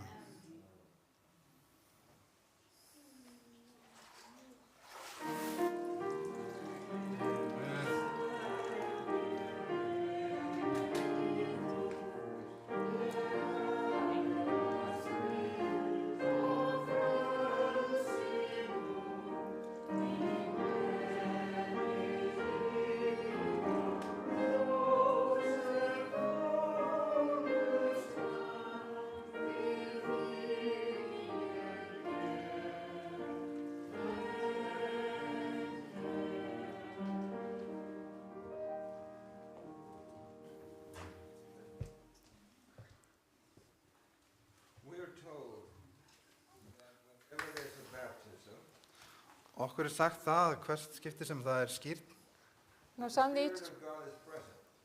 nos han dicho que cuando hay bautizo, dicen que también está el Espíritu Santo. og þá sé andi Guðs viðstaddur And that God appeals to our hearts. og að Guð, hann kalli til hjartna okkar Y que Dios está llamando a nuestro It corazón, happened with me. eins og það gerist fyrir mig. así como me pasó a mí. I had just come out of a tour in rock and roll. Ég hafði verið nýkomin á tónleikaferðalagi Apenas había yo venido de un tour de rock and roll And my oldest brother surprised me. og elsti bróður minn, hann kom mér á óvart. y mi hermano mayor me sorprendió. He said he was going to get baptized. Hann sagði að hann yrði skírður. Me dijo que se iba a bautizar. I didn't know what that meant Ég vissi ekki alveg hvað hann átti við, Yo no sabía qué significaba eso, because he was an adult. því hann var fullorðinn maður porque era un adulto. And as a Catholic, og sem katholiki only babies got baptized. Y como católico, solamente los niños se bautizan ahí. þá, I understand what he þá, meant. He's going to get baptized. þannig ég skildi ekki að því að fyrir katholika þá eru bara börnin sem eru skýrð. Out of respect. En vegna át af virðingu fyrir hann Por un respeto, As I sat in the audience, og þegar ég satt þarna í salnum I saw my sister-in-law get in the water. þá sá ég að mákona mín, hún var einnig skýrð And she was baptized first.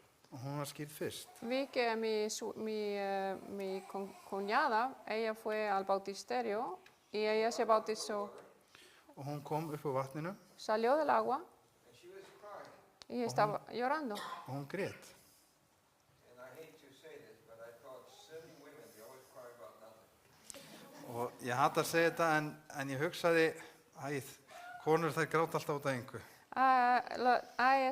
Ella lloró cuando salió del bautisterio y él pensó, qué tonta, todas las mujeres lloran por cualquier cosa. I thought, how painful is it to go in the water and come out of the water? Ég hugsaði að það getur nú ekki verið það sársaukafullt að fara ofan í vatnið og svo upp úr því aftur. ¿Qué tan doloroso puede ser meterse al agua y subirse del agua? Then my brother got in the baptistry.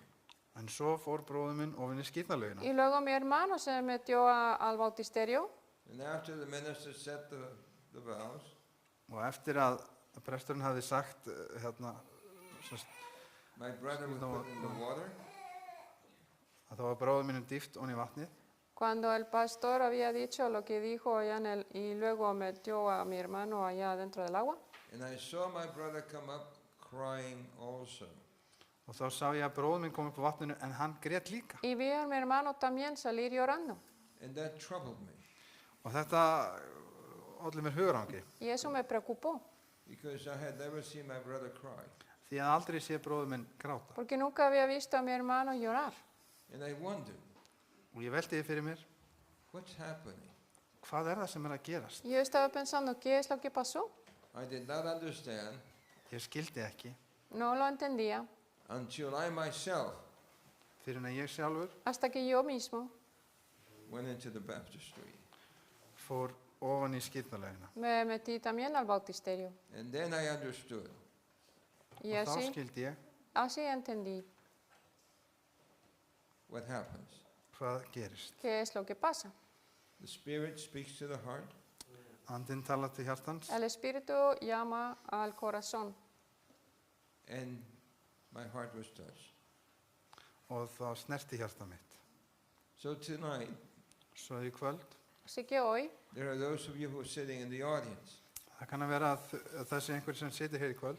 hay alguien aquí que está sentado hoy en esta noche You witnessed the baptism, Og því að við verið hér og viðstödd skírnina and perhaps you've been thinking, y han visto el bautizo y tal vez están pensando og maybe kannski hafið þið verið I að need hugsa to do this also. að þið langi kannski líka að skýrast. que tú también quieres bautizarte. And you feel the tug of the Lord, Og þú finnur að Guð er að toga þið til sín and as you're sitting there, Y sientes que Dios te está llamando og þegar you þú would, situr like þar to, you would like to raise your hand og þú myndir vilja reisa hendi and þína say, og segja, I too would like to be baptized. ég myndi líka vilja y si tú skýrast. quieres también ser bautizado o bautizada, tú también puedes levantar la mano. Is there somebody like that here in the audience? Er einhver hérna í salnum sem vil gera You það? want to just raise your hand? Bara rétt upp höndi sína. ¿Alguien quiere hacer eso, levantar su mano si quiere ser bautizado? Just raise your hand. Bara með því að reisa hendi sína. There's one right back over there. Amen. Það er ein hendi And hér there's one over there. og Amen. önnur Amen, þarna. amen. Amen. Are there others who have felt the desire to also likewise be washed? Er þið fleiri sem hafa fengið það Amen. þörf? Einnig viðbót. Amen. ¿Hay más personas que quieren? Amen. Amén, amén. Praise the Lord. What do you say? Lorsi Guði. Alabado sea Dios, But I amén. wonder if there's another one that would surprise us tonight. En ég velti því fyrir mig, kannski er einhver sem kemur okkur á óvart. hér í ¿Hay kvöld. alguien aquí que nos quiere sorprender? And say, yes, Y I've been des- thinking about it, but I've been too shy, and tonight I want to raise my hand. Og segja, já, ég hef verið að hugsa um þetta en ég hef verið of feiminn til að rétta upp hönd. He estado pensándolo, pero tengo mucha timidez y Is there another hand? Er önnur hendi. hay otra mano. We've had three. Það eru þrjár. Ya tenemos tres. Is there yet one who is thinking about it? Er enn einhver sem er að íhuga þetta? ¿Hay alguien todavía que lo está pensando? And doesn't want to get baptized right now, Ekki til að láta skýra sig núna, Eso no significa que se van a bautizar ahorita mismo, but you're thinking, heldur að hugsa um það. pero I- lo están I want to pensando. get baptized. Hugsa það, ég vil skýrast. Would you raise your hand? Mundur rétt upp hendina. Anybody else? Er það einhver annar?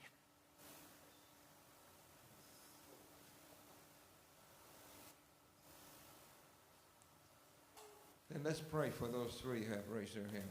Þá skulum við biðja fyrir þeim þremur sem hafa rétt upp hendi.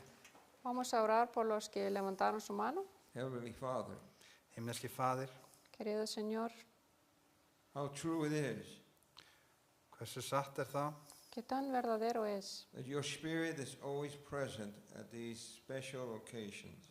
að andi þinn sé nær við svona sérstök tilefni. que tu Espíritu está tan cerca cuando hacemos algo así. We thank you for those three hands that have gone up. Við þökkum við fyrir þessar þrjár hendur sem hafa farið upp. Te damos gracias por estas tres manos que se levantaron, But Lord, I know there are others. En drottin, ég veit að það eru fleiri. pero Dios sé que hay más. May they also respond. Með þeir einni gefa svar. Te You know pido, their hearts. te pido que también ellos respondan. Tú Give conoces them sus the corazones. victory Þú þekkir hjörtu þeirra, gef þeim sigurinn Dales la victoria. and grant it og gef þeim that they too að þau með einni will join these three in some future day for baptism.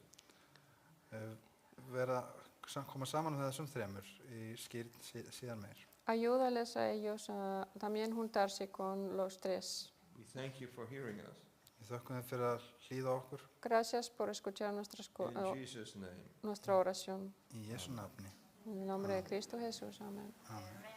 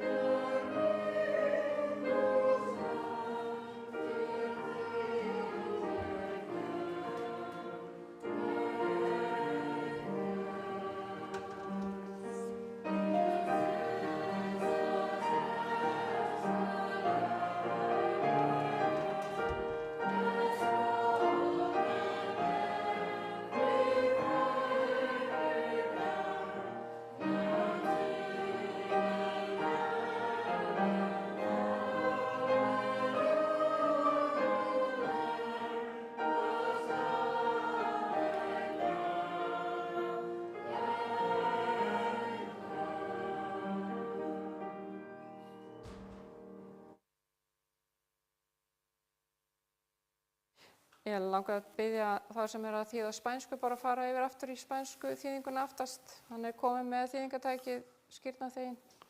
Ja. Ahora van a traducir aquí atrás en español. Así que hay que ponerse los audífonos. Og nú munum við hafa söngstundir rétt til að gefa þeim tækifæri til að skipta, fara í þurrföt. Let's sing together while we're waiting for the other people that are still changing their clothes. Við skulum hefja söngstundina að syngja sálmi nr. 384. Gefðu gætur á Jesú. Fíatus auðskilum Kristu. Turn your eyes upon Jesus. Amen.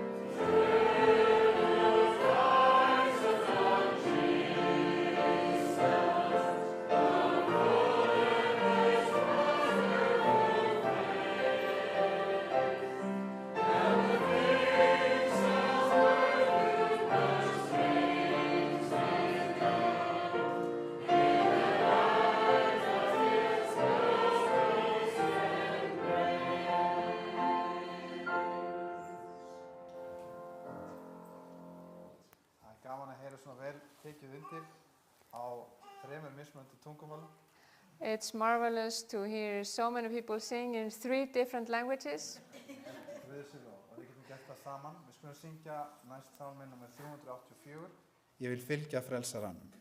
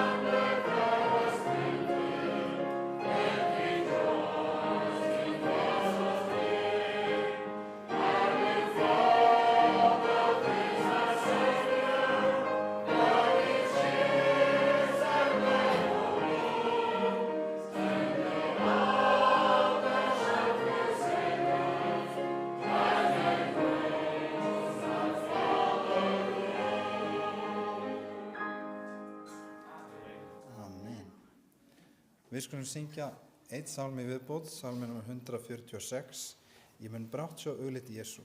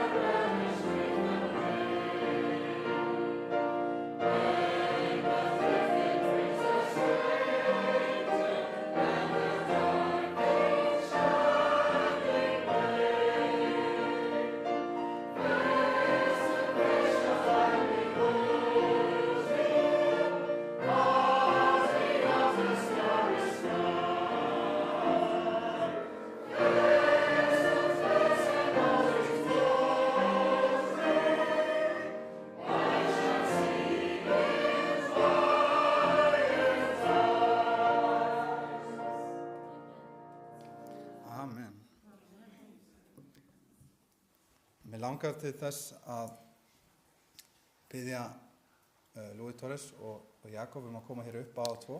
Want to ask Pastor Louis Torres to come up here and Pastor Liu.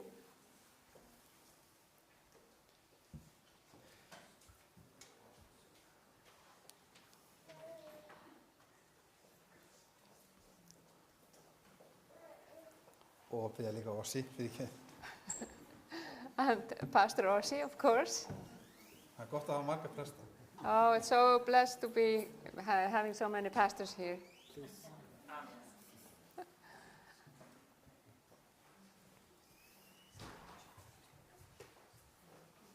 Það nefnilega komið að þeim tíma að við viljum biðja fyrir skírnaþjónum. Now, the time has come that we want to pray for the people, for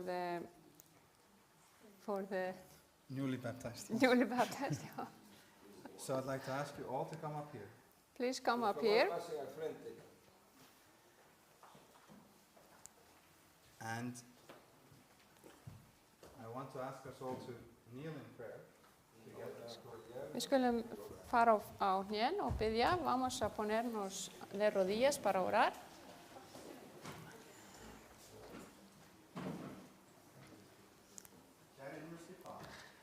Querido Señor que estás en el cielo, dear Father that are in heaven, Við þakka þér fyrir að fá að deila þessari miklu gleði. thank you that we have been having this amazing moment. Gracias por este momento tan maravilloso. Að þú hefur fengið að sjá þrjá lífsins.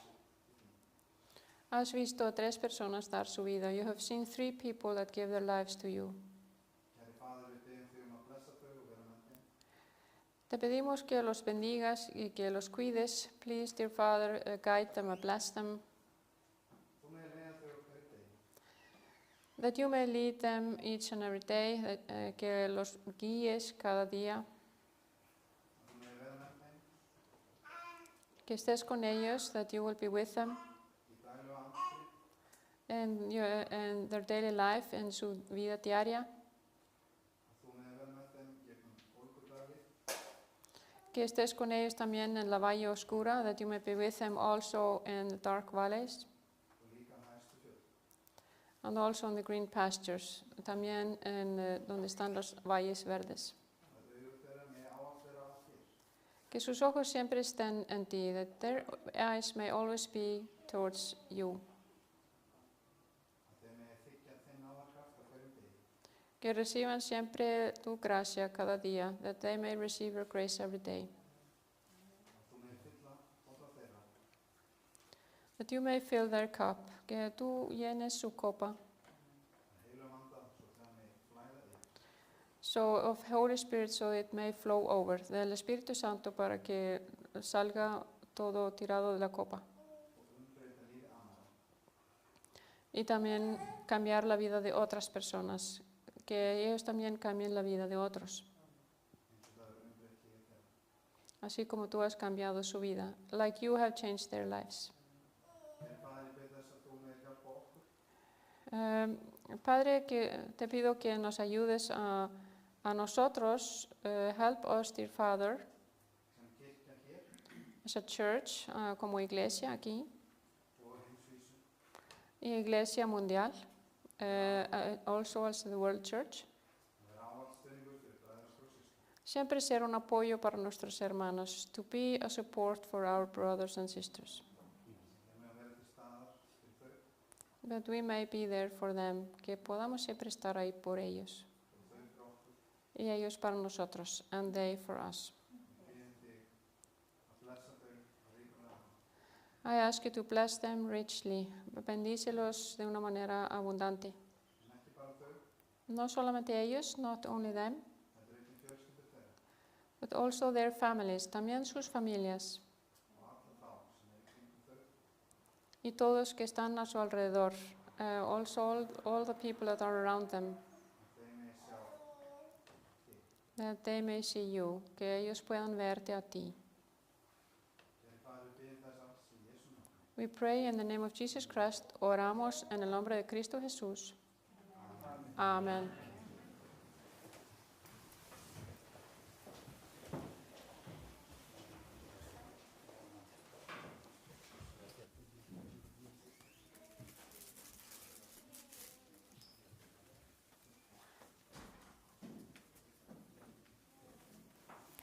ekki gjafirna núna? Jú. Já.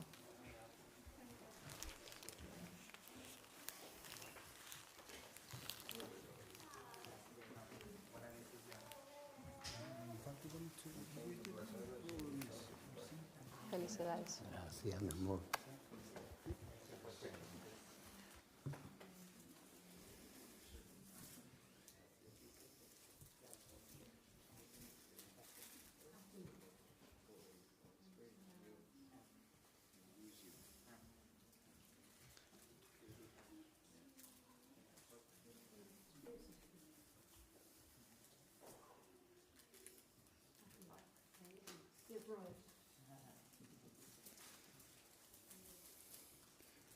Við höfum þann háttinn á. Við höfum þann háttinn á að við bjóðum þeim að taka, hér kemur líka gjafir frá fleiri gjafir. Ég veit nefnilega að það eru fleiri sem vilja standa upp og faðma og óska til hamingju. I know that there are more people that want to congratulate them. Eu sei que há mais gente que querem venir a felicitarlos. En það er eitt sem við ætlum að gera áður en það er gert. Vamos a hacer una cosa antes. We're going to do one thing before that happens. Þannig ég ætla að byrja ykkur að setjast niður aftur Let's sit down all. Vamos a sentarnos de nuevo. og við ætlum að syngja síðasta sálminn Vamos a cantar el último himno. Let's sing the last hymn. og ég veit að þið munum taka vel undir. And I know that you will sing mightily with us. Van a cantar Sálmur muy nr. bien. 299. Minni sál vegnar vel.